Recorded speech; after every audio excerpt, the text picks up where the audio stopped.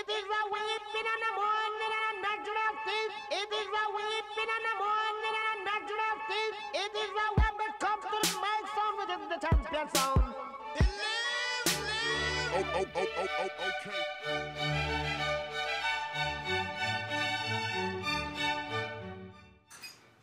Dred Scott came into the world as a slave in the year 1799 in the state of Virginia. Dr. John Emerson, an army surgeon, bought Dred Scott in Missouri. They moved to the Free State of Illinois. In 1836, Emerson moved Scott to Fort Snelling, Minnesota, a free territory. Here, Scott got married and had children. Emerson left Scott in his will to his widow Irene after he died.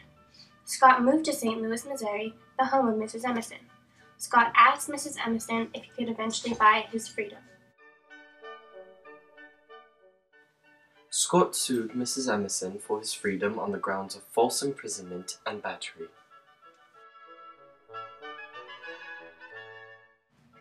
Mrs. Emerson left all of her affairs to John F.A. Sanford. In lesser courts, the ruling went in favor of Scott after a retrial based on a once free, always free policy.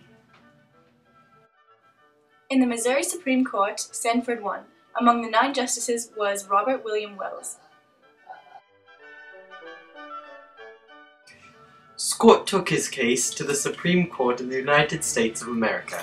He could because he and Sanford were from 2 different states.